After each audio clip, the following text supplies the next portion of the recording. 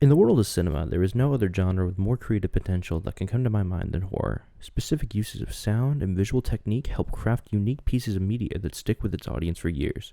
These concepts of visual ontology and diegesis are what make this genre work so effectively, being arguably the most important elements of horror.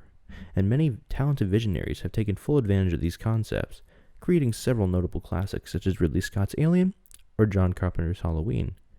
However, as of late, I personally have noticed a sharp decline in the quality of modern horror films. Many films seem to have lost the passion characteristics of past films, feeling more like corporate mandates rather than a director's true vision. The two films that come to my mind that stand out to me in such a way are Slender Man and The Bye-Bye Man. When discussing a film's diegesis, we are referring to the film's sound that you hear on screen, and in horror, sound plays a crucial role in delivering your desired effect.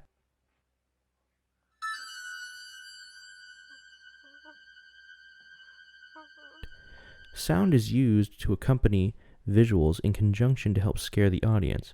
However, this component is often abused to the point where its effect is severely lessened. Many modern horror filmmakers and modern audiences have confused reactions associated with surprise or shock with that of fear, leading these films to have several moments where a loud noise is presented with no accompanying visual.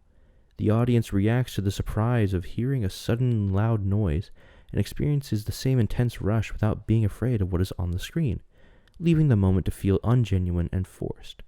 This is extremely prevalent in The Bye-Bye Man, where a librarian simply drops a book loudly near our main character in a specific scene. The scene is treated like a genuine scare, when in reality it was the sudden noise of an everyday occurrence that caused surprise. One example of these jump scares done effectively occurs in the film Insidious. The clip does have a loud and sudden track, but the image shown is brief yet striking, as the red-faced demon is an appropriate visual worthy of a frightened reaction. What? But subtle sounds can also effectively work as well.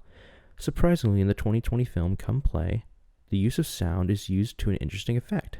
The film focuses on mainly a creature that can only be seen through a mobile app, so many scenes involving the creature are told mainly through sound. One scene involves 3 children discovering the creature. They are aware of its presence due to sound being made in the corner of the kitchen, subtle inhuman noises alerting the boys.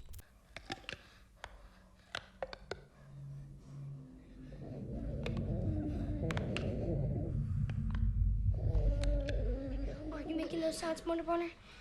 One uses his device to view the creature, which suddenly stands up.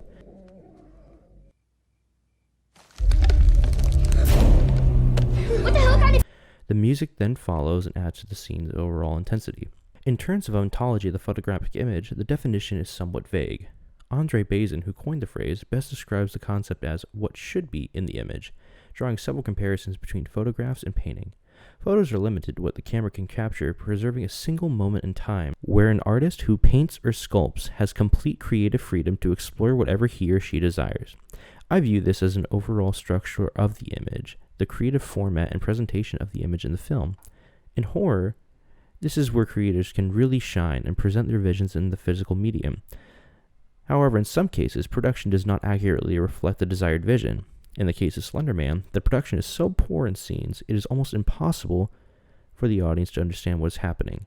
This scene in particular is supposed to show a chase in a forest, but due to an incredibly shaky camera combined with a setting that is incredibly poorly lit, the image on screen is almost impossible to visually comprehend. Director David Sandberg stresses in his strategy for filming dark scenes or scenes at night in detail.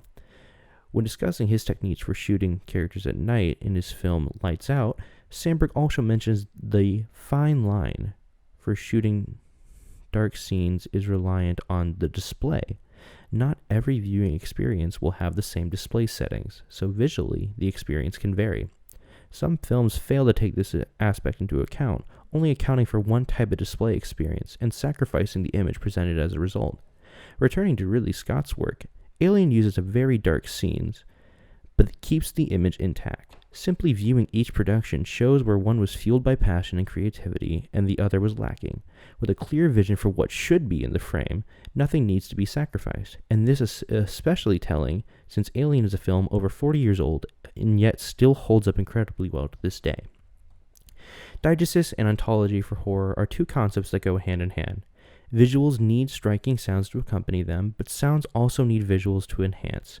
When both concepts are executed with success, the results can be memorable and terrifying scenes that will last for generations to come.